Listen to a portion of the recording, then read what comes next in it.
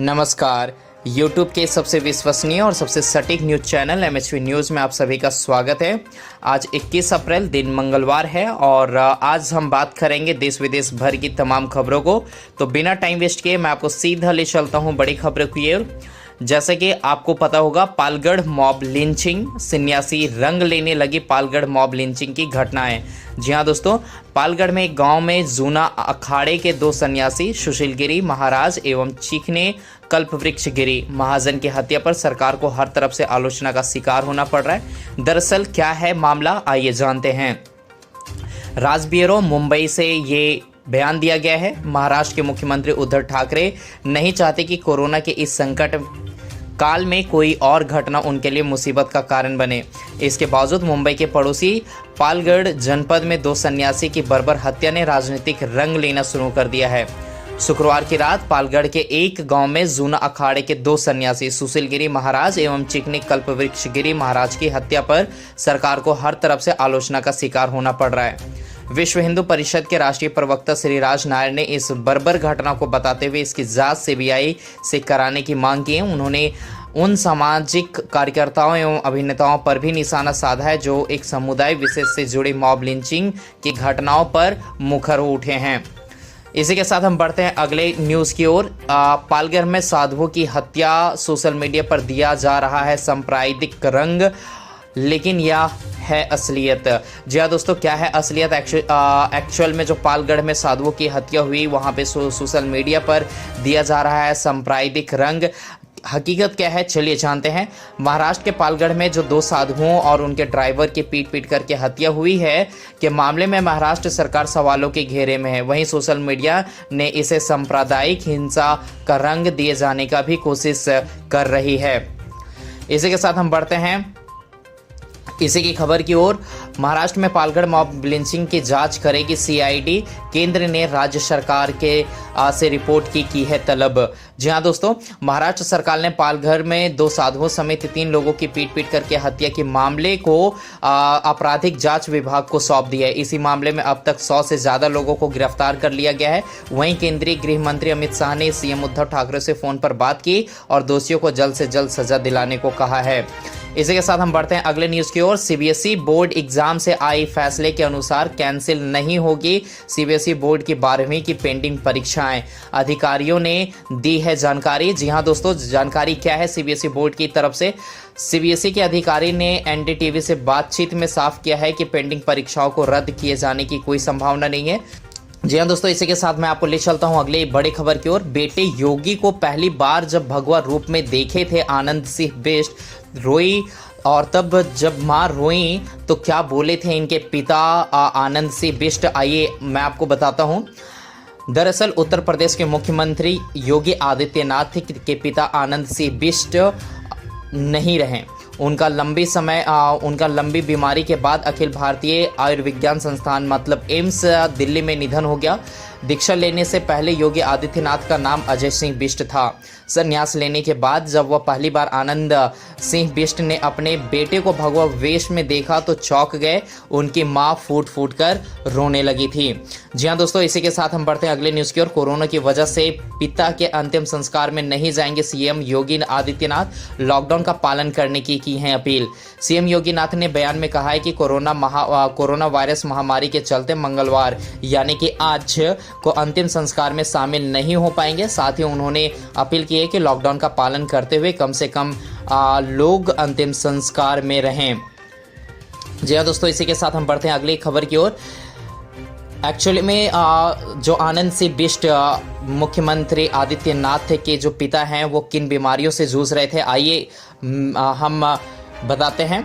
उत्तर प्रदेश के मुख्यमंत्री योगी आदित्यनाथ के पिता 89 वर्षीय आनंद सिंह बिष्ट नहीं रहे। करीब 40 दिन तक दिल्ली स्थित एम्स में दाखिल रहने के बाद आज सुबह उन्होंने आखिरी सांस ली। मुख्य रूप से पेट की तकलीफ के चलते आनंद सिंह बिष्ट को पौड़ी गढ़वाल जिला स्थित जॉलीग्रॉड के हिमालयन हॉस्पिटल में भर्ती कराया गया था। उन्हें लीवर और किडनी के साथ डिहाइड्रेशन, लो बीपी और पैरों में गैंग्रीन की समस्या थी। इसके साथ हम बढ़ते हैं अगले न्यूज की ओर। हवाई जहाज के टिकट का पूरा पैसा लौटाने को सुप्रीम कोर्ट ने दिया है याचिका। और क्या दी गई है दलील, आइए देखते हैं। सुप्रीम कोर्ट में कोरोना लॉकडाउन के चलते रद्द हवाई जहाज़ों के टिकट का पूरा पैसा लौटाने की मांग को लेकर याचिका दायर की गई है। अदालत से केंद्र सरकार और नागरिक उड्डयन महानिदेशालय DGCA को यह निर्देश देने का आग्रह किया गया है कि वे घरेलू और अंतर्राष्ट्रीय उड़ानों का संचालन करने के लिए एयरलाइंस कंपनियों को किराया लौटाने का आदेश दें। जी हाँ दोस्तों, इसी के साथ हम बढ़ते हैं अगले न्यूज़ की ओर। लॉकडाउन 2.0, आज से इन सेवाओं को मिली है कामकाज की अनुमति, पढ़े क्या और क्या रहेगा बंद। जी हाँ दोस्तों, लॉकडाउन 2.0 से लड़ाई के लिए केंद्र सरकार ने 3 मई तक लॉकडाउन बढ़ा दिया है। हालांकि यह लड़ाई और लंबी हो सकती है। सरकार के सामने देश को कोरोना संकट से निकालने की चुनौती है और उसे आर्थिक मोर्चे पर भी जूझना पड़ रहा है। देश की आर्थिक गतिविधियों पर इसका असर दिखना भी शुरू हो चुका है। इसी न्यूज़ को डिटेल में पढ़ने के लिए आप अगले हमारे वीडियोस में विजिट कर सकते हैं। इसी के साथ हम बढ़ते हैं अगले न्यूज़ की ओर। जानिए कहाँ रखें मिले मंदिर के ताले पर 5-5 100 के नोट, लोगों में फैल गई है दहशत। जी हाँ दोस्तों, मध्य प्रदेश के बैतूल जिलों के ग्राम नरखेड़ में हनुमान और शिव मंदिर के गेट पर लगे ताले पर किसी ने 5-5 100 के रुपए के नोट रख दिए हैं। पुलिस ने नोट जब्त कर लिए हैं। गौरतलब है कि इससे पहले राजस्थान सहित कुछ और राज्यों में नोट फेंके जाने की घटनाएं प्रकाश में आई हैं। इसी के साथ हम बढ़ते हैं अगले न्यूज़ की ओर। जाने क्यों रतन टाटा ने कोरोना फैलने के लिए बिल्डरों को ठहराया था जिम्मेदार, कही कुछ गंभीर बातें। क्या थी ये गंभीर बातें, आइए बताते हैं। प्रख्यात उद्योगपति रतन टाटा ने डेवलपरों और आर्किटेक्टों की तीखी आलोचना करते हुए कहा है कि वे स्लम यानी झुग्गी झोपड़ियों को शहर के अवशेष के रूप में ट्रीट करते हैं। रतन टाटा ने के अनुसार यह पहलू भी बड़े शहरों में कोरोना महामारी की तेजी से प्रसार होने का कारणों में शामिल है। टाटा के मुताबिक शहरों में स्लम बस्तियां उभर आने के लिए बिल्डरों को शर्म आनी चाहिए। इसी के साथ मैं आपको ले चलता हूं अगली खबर की ओर। भारत में कोरोना के मामले बढ़कर के 17,265 हो चुके हैं और बीते 24 घंटों में 36 लोगों ने गंवा चुकी हैं जान। जी हाँ दोस्तों, इसी के साथ हम बढ़ते हैं अगले वेदर अपडेट की तरफ।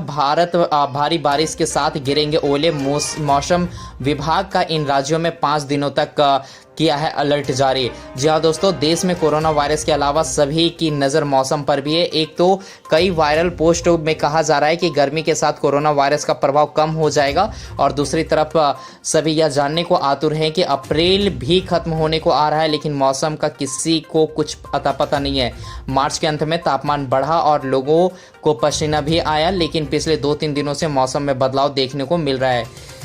कहीं बारिश और कहीं ओले, दोनों से मौसम बदल गया। हालांकि अभी आगे और भी मौसम खराब रहने की संभावना जताई जा रही है। भारतीय मौसम विभाग के अनुसार 20 अप्रैल से 24 अप्रैल तक कई इलाकों में बारिश हो सकती हैं। असम, मेघालय, पश्चिम बंगाल, सिक्किम, अरुणाचल प्रदेश, नागालैंड, मणिपुर, मिजोरम, त्रिपुरा में अलग अलग स्थानों पर भारी वर्षा की संभावना है। इसके अलावा झारखंड, तेलंगाना, उड़ीसा, बिहार, दक्षिण आंतरिक कर्नाटक के इलाकों में 50 से 60 किलोमीटर प्रति घंटे की रफ्तार से साथ आंधी चलने की उम्मीद लगाई गई है। जी हाँ दोस्तों, इसी के साथ हम बढ़ते हैं अगली खबर की ओर। कपिल देव त्रिपाठी बनाए गए राष्ट्रपति कोविंद के सचिव। 1980 बैच के हैं सेनावृत्त IAS अधिकारी। जी हाँ दोस्तों, कपिल देव त्रिपाठी को सोमवार राष्ट्रपति रामनाथ कोविंद को सचिव आयुक्त नियुक्त किया गया है। उनका कार्यालय राष्ट्रपति कोविंद के बराबर ही होगा। जी हाँ दोस्तों, इसी के साथ हम बढ़ते हैं अगले न्यूज़ की ओर। महाराष्ट्र में कोरोना संक्रमितों की संख्या 4,666 पहुंच चुकी हैं। आज सामने आए हैं 466 नए मरीज। सिर्फ मुंबई में 3,000 से ज़्यादा केस शामिल हुए हैं।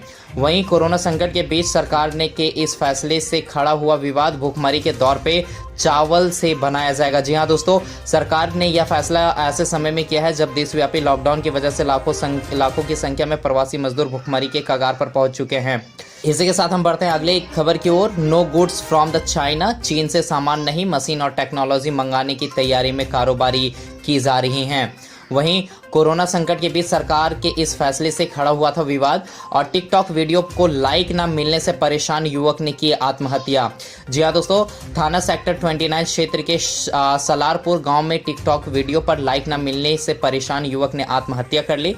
और यही अगला न्यूज़ खबर है कोटा में फंसे एमपी के 1100 छात्र वापस लाने के लिए किया जा रहा है प्रयास। वहीं का कनाडा से आई खबर के मुताबिक पुलिस के वर्दी में घरों में घुसकर शख्स ने की अंधाधुंध फायरिंग, जहां पे करीब 16 लोगों की हो चुकी है मौत। तो इसी के साथ आज यही आज की ताज़ा खबरें समाप्त होती हैं। हम मिलते हैं जल्द ही अगले वीडियो में। धन्यवाद।